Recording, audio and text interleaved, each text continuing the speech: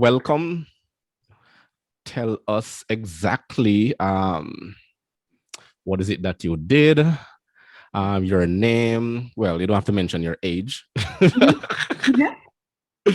Okay, so today we have Saya. Saya is was a compliance officer with Toyota, and she's here to share her experiences with us, what her journey was like, how she was molded into understanding the Toyota way, and basically any other contribution she can share with us today. Saya, welcome for joining Thank us. you so much, Chris. My name is Saya. I got into the dealership industry when I was uh, early in my 20s. When I was still a university student, I started working for one of the dealerships in Mississauga, and it was great. And I stayed there for a total of 4 years or so. Okay. And I'm doing completely something different right now, but I still think about it, and I'm still a customer in one of the dealerships I worked for. And my title was process improvement coordinator, but that had a lot of meanings to it. I did all sorts of data, not management, but like I collected data. Right. I responded with the president, parts manager, service manager. I was in sales for a bit. So Okay. as an outsider who wasn't in the industry for a long time, I was probably able to understand a lot of the process of Yes. the dealership, Mhm. which kind of can get neglected sometimes. Okay. Yeah.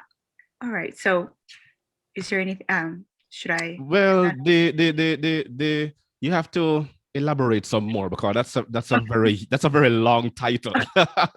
From my understanding, what you did was you were recording the processes based on how each department will intertwine with each other, and then from the moment the potential customer comes through the door, buying a car, taking the car back to servicing, coming back for parts, anything else to do with the dealership, then you will document those processes as you go along.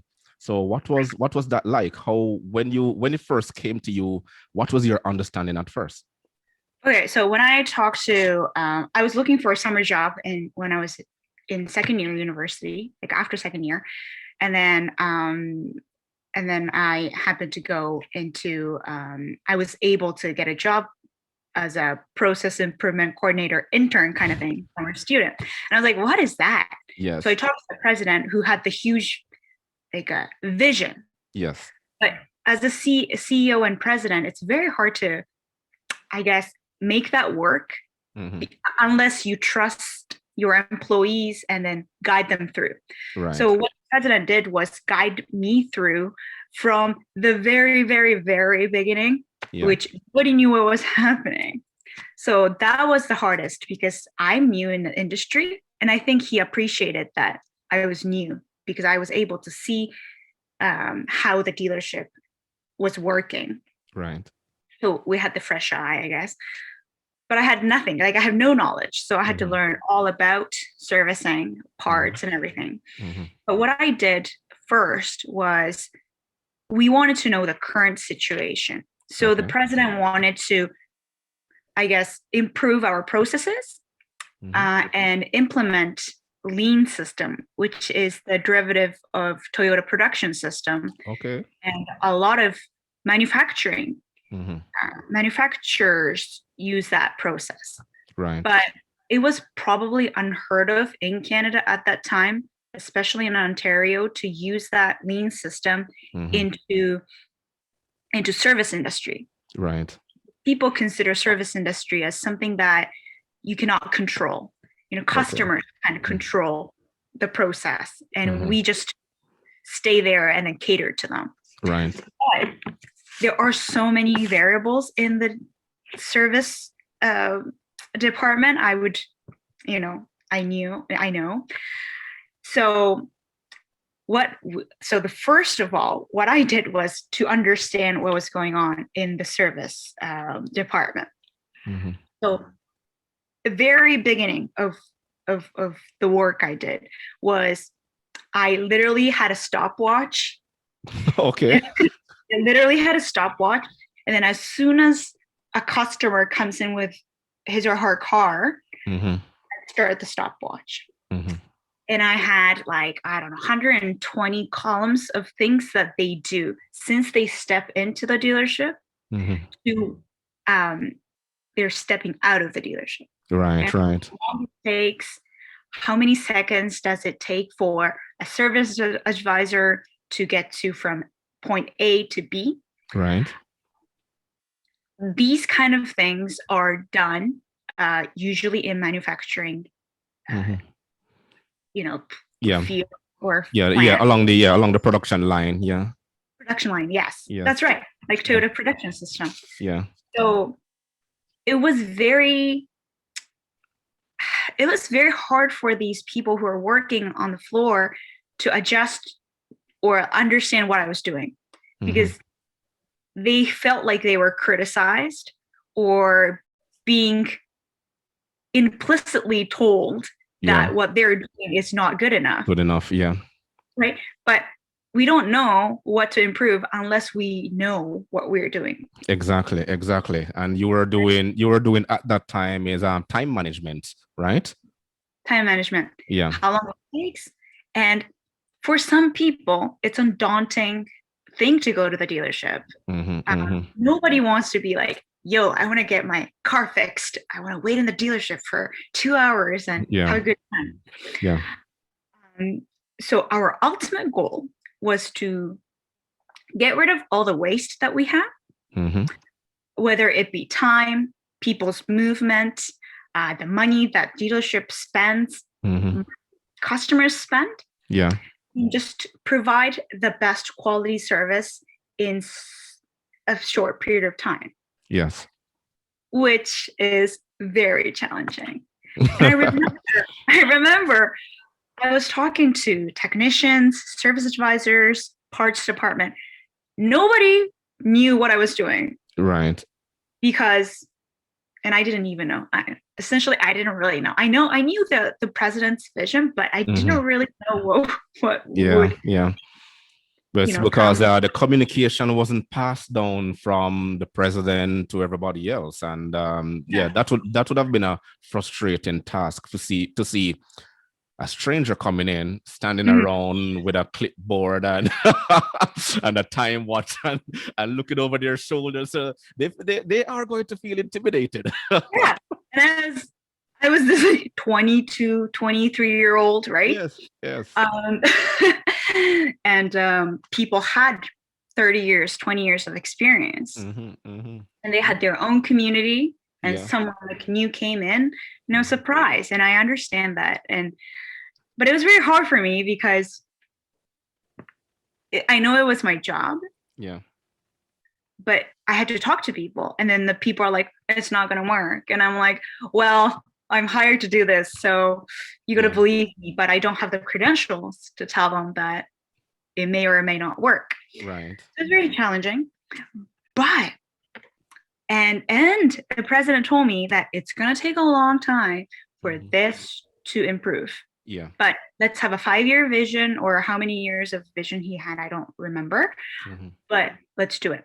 Yeah. So we often talked with upper management, Mm-hmm. and it wasn't my job to communicate so that president and the people at the front line Yeah. would, again, it wasn't really my job, but I tried my best to really communicate. Yeah. You had to be that bridge to open the communication gap. Yeah. Yeah, that was very hard. That I can I think imagine. Yeah. Mm-hmm. yeah, but that's when I realized that I was able to communicate with a lot of different people from different backgrounds and Yeah. different views. Yes, yes. Different ethnicity, as you know, Toronto is a melting pot for diversity. So I Right. can imagine, yeah, you have to learn the different cultures, how to gain their trust. Yes. Yep. And sometimes like I'm like a young female, so I had a hard time like communicating with like 30-year-old technician, not 30-year-old, With 30-year technically experience, your 30-year parents. experience. Like this Yeah. little girl is telling me to do this, blah blah blah. Yeah. But I think we connected in a deeper level. Right. Like we're like friends, but I had a duty, and then they had their job. So I think overall, Yeah. it was good. I have a good positive experience in terms of communicating with everyone. Yeah. Yeah. So going back to what I was doing, it was trial and error, really. This lean system implementing for service industry is extremely hard.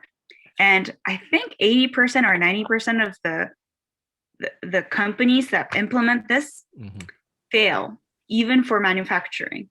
Really? Because it's majority of them fail because people don't want to stick with it, and then change is hard. Yes. And as Yes. an organization, you always want to go back to what worked for you. Yeah. For you. But in terms of the industry's future, I think this was very necessary. Implementing this like this system was very necessary, because now when I go as a customer, I just love going there because I used to work there, and then I know everyone. But I trust in the process, and I trust that process allows people to do their best work. It's not 100%, fun, but I go in, I book my appointment, they call me back. So much better than before. Yeah. And people have their opinions, yes, but I feel like as a customer, I'm wowed every time I go. You go there. Okay. So the lean system is working there. And because you were intimately involved in the process when it just started, you have a greater understanding of what to expect and what the outcome would be. But if you don't mind sharing some of that secret, what exactly is the lean system? Okay, so the lean system is I think developed by someone in MIT, Massachusetts Institute of Technology, and that used Toyota production system, where I don't know, I forgot a lot about it, but Toyota production system is a manufacturing system that allows people to use this process to make vehicles, Toyota vehicles. Yeah. And then lean is the derivative of that. So essentially lean means that you're gonna trim all the fat. Yeah. All the fat. And then produce the best product or service without putting too much time, too much money, and too much effort. Yeah. So if I were to apply that to service industry, less waiting time. Yeah. Less waiting time, less movement on technicians and apprentices, less confusion, less paper, fewer papers, overall smarter system, so that people can do what they're meant to do instead of arguing with people or talking about processes with people or apologizing to your customers. Yeah. So it sounds really cool, but doing it involves the entire organization. Someone like me who's actually doing the little work, and then the people who are already working there. So people need to be open-minded to a certain degree. Yeah. Gotta trust the process, and trusting the process is one of the things that we tried really hard. But unless you see the outcome, it's very frustrating. Yeah. Very frustrating. Yes. Right? And the lean system doesn't have that much, like, you need to do this, you need to do this. There is a framework. Yeah. But you need to try yourself, because every individual, every organization is different. Yeah. So it's kind of vague that I'm talking about, but when I first started it, Yeah. I realized that people were waiting for hour and a half for an oil change and Yeah. tire rotation. Yeah. Yeah. But when I used the time stopwatch, and actually calculated the time that technicians were touching the tires, apprentices were touching the tire, Yeah. it's literally like 13 minutes. Mm-hmm. Wow. Right. Because So because a customer, when they come in, they're gonna ask the main question: how long is this going to take? And if you can tell them that, look, your oil change is gonna take 10 minutes, they expect it in 10 minutes. And if you can give them in 10 minutes, that customer is sold for life. that's right. Right. And then lean system doesn't have this extravagant stuff that we need to put in. It's Right. very small, very cheaply done. It can be cheaply done. And then outcome is huge. So return on investment from business point of view is very big if they can do it. And then if they fail, I guess they don't lose a lot. Mm-hmm. But they might lose customers. The interesting part of the dealership is I always treated, when I was doing other booking appointments and everything too. Yeah. Like right. Not everything. Well, you were the Jane of all trades, if I should say. The warranty. So essentially, so dealership experience as customers, I always looked at. Yeah. And because without customers, we don't have the business. Mm-hmm. And the great thing about the dealership and the bad thing about the having to operate the dealership is that people come and go. Yeah. So you want people to buy your vehicle in sales, bring their vehicle into service for the longest period of time. If you take one person off, they might go elsewhere. So retaining the customer that you already have is very hard. And sometimes people say that I'm a service advisor, I bring my customers to the new place. Mm-hmm. Right? In terms of business, it's not good for the dealership. Yeah. So relationship with service advisors to customers, that's very important. Mm-hmm. And then the overall function of the dealership is extra important, I think. Yes. Right. Hence why Toyota strive itself on continuous improvement, right? Right. So they have to they should always measure their customer retention rate and try to improve on that, and then try to gain more customers, and then the customers become a disciple for the company and try to get more customers to come in. Yeah. So the process has to be continuously improved. That's the hardest part. Lean system has no ending. So people don't like it. Yeah. It's like, why would you start something that we cannot finish? That is mind-blowing. So for some people, it was very hard. Yes. You're not people used resisted. To it. Yeah, do you remember? Like people resisted for like 5 years. Wow. And not 5 years, sorry, like 3 years. Well, it's still a long time, because I mean, the only thing in life that's constant is change, and it's a never-ending cycle. I know.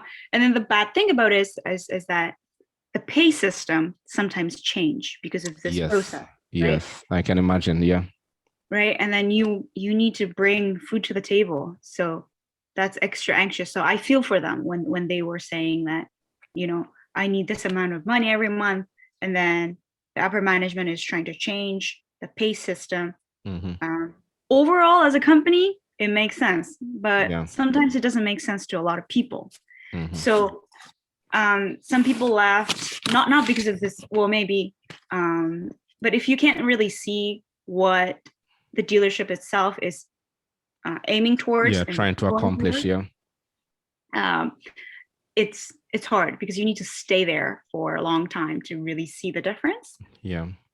And so that was probably the hardest thing that I had to Wow, sounds like a very tedious process at first, but now that you're describing it, it is working at the dealership, and people are loving it. So Right. the moral of this is that people should just stay the course if they believe in something. Right. And then ask questions if they don't know. Yeah. And sometimes even CEOs or vice president of the company don't have the answer. Yeah. And they need to have an open communication. Right. But they can't really do empty promises, right? Like, I will bring you in more customers and you can make more money. Like, that's how do you do that? Yeah. So that's the challenge that people sometimes face, I think, when they are working and then facing the customers, because they're confused. Their customers might benefit from it, but workers don't really know how they're going to be benefited from the change that this company is imposing you. And then I was caught in the middle, and I was like, right. I eventually got paid by salary. Like, I was a salary paid, but when I first began this process, it was hourly rate, right? Yeah. But so people started talking about my pay might change, and then I was young, so I'm like, I had a lack of knowledge in the responsibility that each individual had, right, who worked there. So that was hard. But I think after, and then I went back to university and I graduated. Yeah. But I was very sold on that premise of lean system, and I really liked the operation side of the dealership. I went back to the dealership and I continued to work. Someone took over my position. She did a great job, and then she left the company, so I took over from the place she left off. Right. And that was another challenge, because you cannot stop. This process, you cannot stop. Every Monday we had a short meeting with service manager, parts manager, myself, and a couple of other service advisor. Yeah. And then we need to reflect, how many customers did we have? How long did these people take? And then what is your satisfaction? Yeah. So we had to create a feedback system. It's called Net Promoting Score, NPS score. Yeah. Where at the end of the service process, when you're paying, you're gonna circle from like 1 to 5. Would the satisfaction, or were they pleased with the service? Yeah. Would you recommend this dealership to other people? And I had to collect those papers, put it on Excel spreadsheet, find the average, and you can kind of tell how many people were so mad and then how many people were okay. Yeah. If you had an okay experience, you would probably circle 3 or 4, usually 4.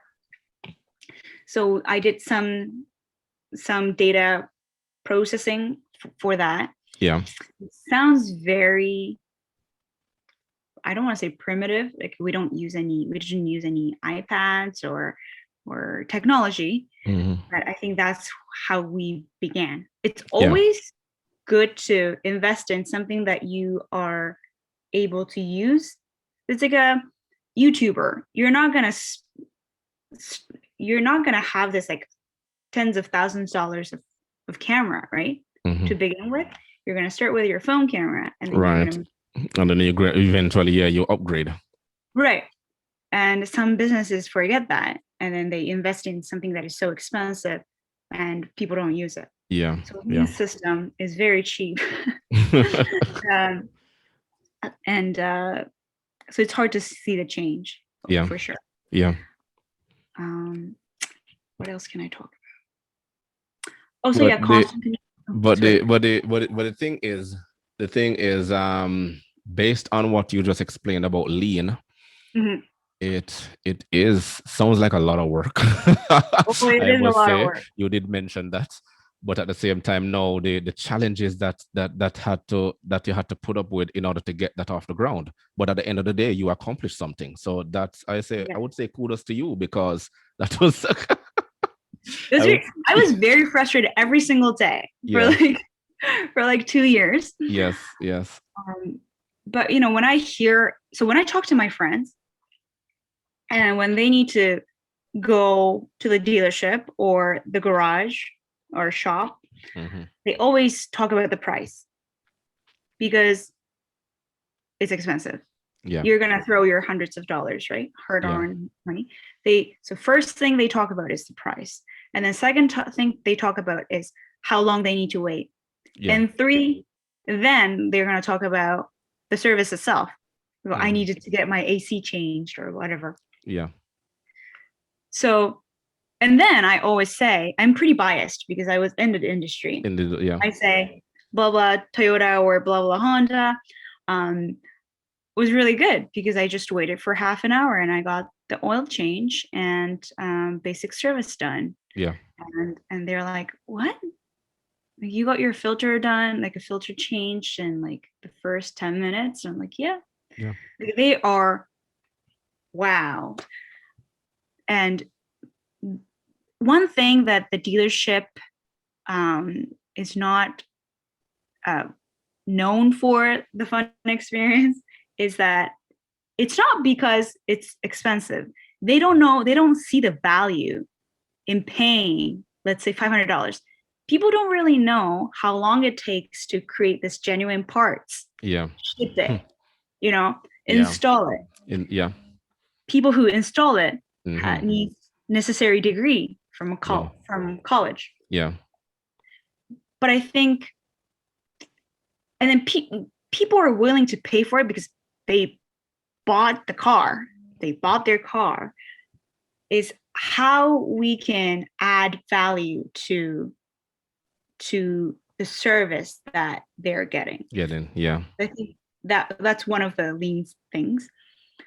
Um, so yeah, I don't like punctured wheel tire and then pay $350 for installation and the parts. Like, hmm, nobody wants it. But yeah, if they explain to me, service advisor, here hmm, is the hole. They yeah, actually did. They brought my broken tire. yeah, Here is the incision that it had. Probably came from um, driving on a pothole. yeah, or a nail or something, yeah, Yeah, and zipped it. So yeah, you have Michelin. We can get you Michelin in stock. We can do it in like half an hour, and it's gonna cost you blah blah blah. hmm, I'm sold because yeah, I'm not gonna go with a broken like a punctured tire, right? yeah, yeah. So But I'm not gonna communication is always key. key key honesty and clear communication. Communication, yeah, Yeah, yeah, don't yeah, talk like use layman terms. Um, because as a customer, it's really a hassle, and people are not really thinking about their cars usually. They yeah, just there to drive. Like I talk about, oh, my filter starts to like get dirty, then I would go change it. Like I would notice because I was in the industry, but hmm, for most people, that's like, oh, I'll wait. yeah, Um, but safety and keeping your vehicle at a in a good shape is, I think, it's very important hmm, because whether you want to sell it later on or give it to your kids or I don't know, you don't want to be driving with like rusty rotors and everything, right? of course, yeah, yeah, and that's why when the cars come to the dealership, it is also important to give them a 21-point inspection and let them know exactly what is going on, so they can be prepared for the next maintenance when it comes around. Right. Yeah. Oh, have you do you know that within our lean system we do the check first? Okay.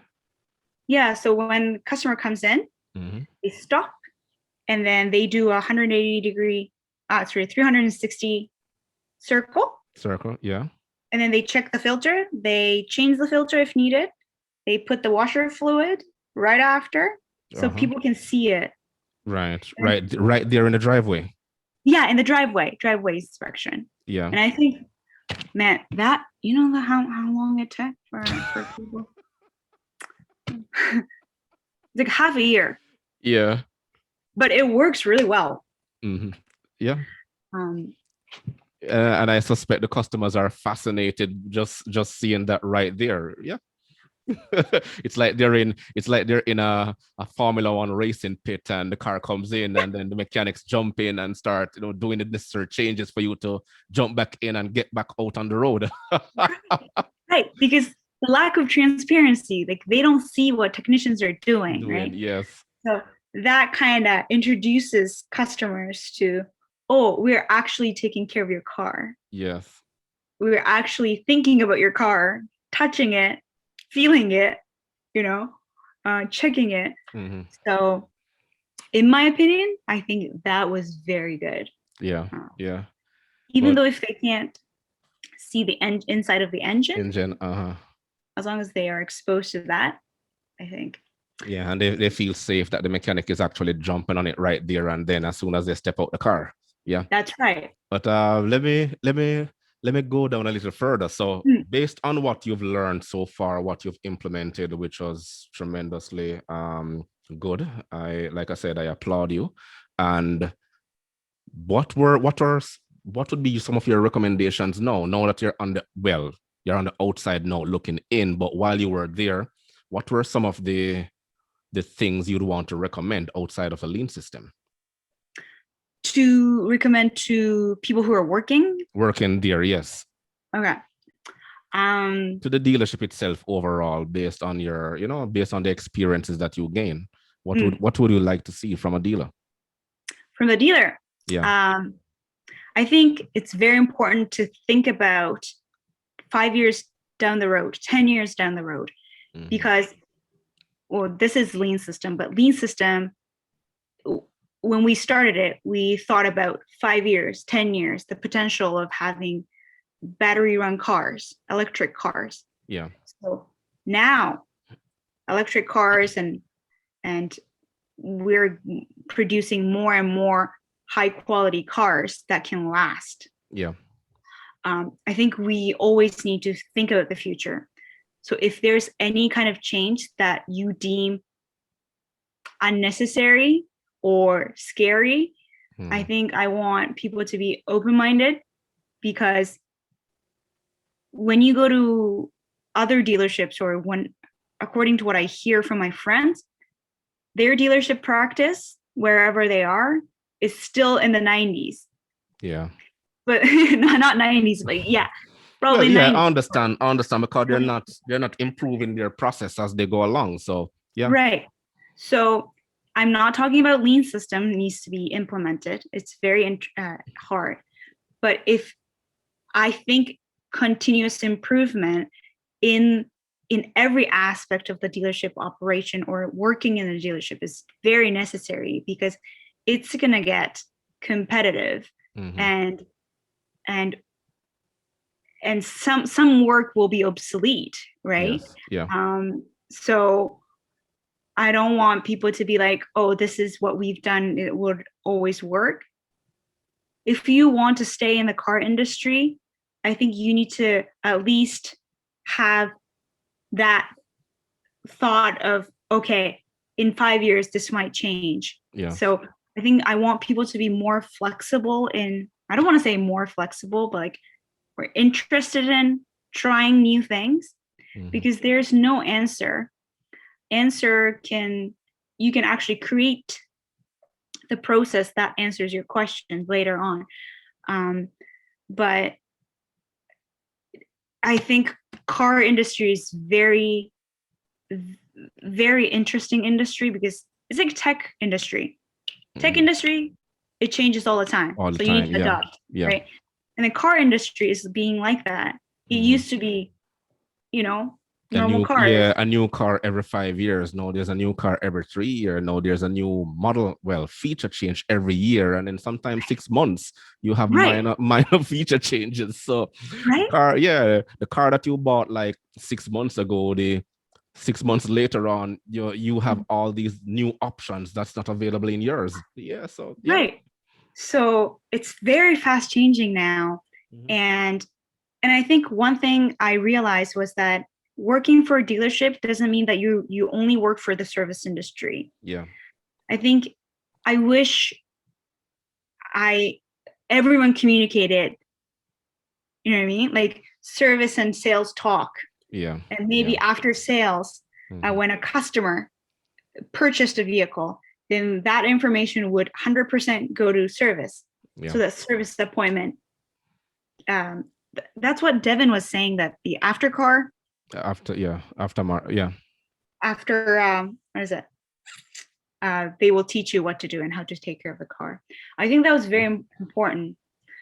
So I Okay, want, okay. He was talking about the workshop clinics for the customers. Yeah.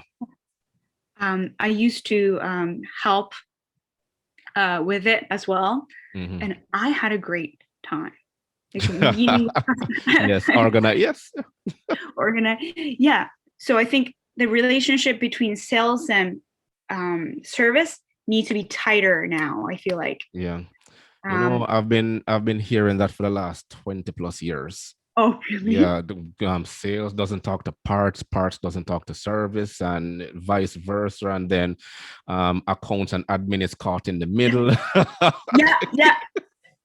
Yeah, And the admin is the hideous part because they need to match the numbers match the numbers. Yeah. with pay. And if they go So and if they go to accounts, if they go to sorry, they go to parts, and they'll present the invoice part to say that's not my problem. Talk to service. right. And that's so frustrating. I was in accounting sometimes, and then people were frustrated, right? Yeah. Because accounting people don't really know what's actually happening in service or In parts. service. Yeah, part, yeah. And then parts and service are like, oh, accounting. They just want to get paid because that's their job. So I think as long as you can kind of minimize that information gap, Mhm. I feel like it will run smoothly. Like from an outside point of view. Mhm. And then usually when customers are involved, people get offended. Some people yelled at me, some people wanted to talk to a man instead of a female. Like that kind of happened. Yeah. So I feel like when you're facing customers, I think training is very important. Mhm. Even if you're like in your teens, you got to learn how to talk to people and then kind of like separate. Don't take it personally, but Yeah. teach them how to do that kind of thing. Mhm. Because there are a lot of people out there that are nice and Yeah. they're frustrated. Yeah. So Because the auto industry, it opens door for a lot of people. Mhm. Persons coming in directly from college or high school, they can just walk right in. There's Mhm. always a position available, whether they start out parking cars in the lot or working in the car wash, or just Mhm. organizing in and around the area, working alongside a technician to learn, understand the trades, and then they decide whether or not they want to stay there. Right. And that determines, depending on what kind of experience you had in that dealership you worked for, the relationship between managers, and Yeah. are managers really managing, or are they just micromanaging? I saw a couple of micromanagers, but they don't say that they don't like how they manage because you're working under them. Yeah. And your paycheck depends on that manager. Yeah. So I really hope people who are facing customers have more opportunity to talk to people who are above them, like upper management. Yeah. So at least, because things are happening in Gemba. Gemba is the floor, right? So unless people go to what's actually happening, then they won't understand the whole picture of of the business. Yeah. So Yeah, the leadership sets the tone of the dealership itself. So depending on the manager's style, right? Whether it's authoritarian, traditional, or they have a horizontal line of communication, then it will be very frustrating. But the leadership itself, starting from either the owner or the managing director themselves, they set the tone of how the communication is structured. Yeah. yes, and trust is very important because Mm-hmm. car industries changes. So even the industry does this, Yeah. as long as you have something to hold on to, the job security is important. Um, it's yeah, and some people can be, let's be honest, some people can be replaceable and some people can be, but Mm-hmm. at least you trust that company and has a good environment, then you would do your best, Mm-hmm. right? So if industry changes and even if you ever get let go, you can use that knowledge that you learned and apply it to elsewhere, Elsewhere, yeah, yeah, right? yeah. um Because the working in a dealership, depending on the dealership, is a very fast-paced environment. So yes. you can use that same energy and apply it elsewhere. It's very, yeah, it's transferable. Yeah, and I think what I appreciate working for the dealership for 3.5 years, 4 years, was that I'm not I don't have this notion that things should be this way, Yeah. because anything can happen on the floor. Exactly. Anything, any You have to, cars yeah, can you have to happen. improvise at all times. Yeah. So if you learn how to adapt to new situations or different situations, then yeah, it doesn't limit you to work in the auto industry, but auto industry will give you a lot of insights Yes. into a lot of different places that you might, Yes. go Yeah. into. Yeah. Yeah, on that note, that's very tremendous, very commendable. Um, in terms of letting everyone know that it's not as bad as how it looks, but at the Mm-hmm. same time, sometimes it's not as good as how it looks, because you have to put your best foot forward when Yeah. dealing with aspects of how the business itself runs, Mhm. and you have to be open-minded to know that it can take a turn either for the better or for the worse, right? Right. Because I did mention anything that happens within the environment, it's so to speak, like whether it's a natural disaster or a financial crash, Mm. the automotive industry gets affected first. Right? Because people are going to stop buying cars, and when they stop buying cars, they will hold on to the older cars that they have, and they'll only service the car, and they won't come to the dealership because they'll just find John Doe around the street who's working out of his garage, right, at home, Right. to do the oil change or service his brakes for him. So you there the dealership has this huge overhead that they have to take care of. So it's frustrating. Yes. And then I think nowadays for a lot of people, but because there are people don't need that much service like very frequently, and then people can replace it very easily. Mm-hmm. I think the scale of service or sales would go smaller. Like I mean service maybe, but good quality service department would excel. Yeah. You know what I mean? Yeah, that is so true. That is so true. And It that is might why, even, yeah, and that is why they have to, well, I keep on saying it, and this is part of the program I want to implement for a lot of dealership, is that concentrate on your absorption rate. For those who don't know what it is, mm-hmm. right? Understand it, learn how to get around it, learn how to improve it, because it will save you at the end of the day. Yes. That is what is going to save you. Mm-hmm. I know Toyota has a hydrogen car now, Mirai. Really? It's like Okay. Okay. $80,000, Uh-huh. and I don't think a lot of people would buy that. But yeah, technology, electric vehicles and then hydrogen vehicles. I don't know how Hmm. far it's gonna go, but Yeah. it's gonna change. Yeah. And auto, what is it? drive itself. Okay, okay. Or self-driving cars, yeah. Self-driving cars. So I know Toyota and then all these like Japanese manufacturers are going to do their best, right? From the headquarter level. But as a dealership, what can you do? You know, how can you provide your customers the best service possible, given everything is changing? I think it all depends on people and people's mindset and communication they have within a dealership. Yeah, definitely. Saya, thank you. This has been this has been very enlightening for me, as a matter of fact, because I wanted you on this show because you had such a intimate role in working with all departments across the line, and you have an inside and both inside and outside intimate knowledge of how all the departments work, right? And the dealership overall and what the vision is.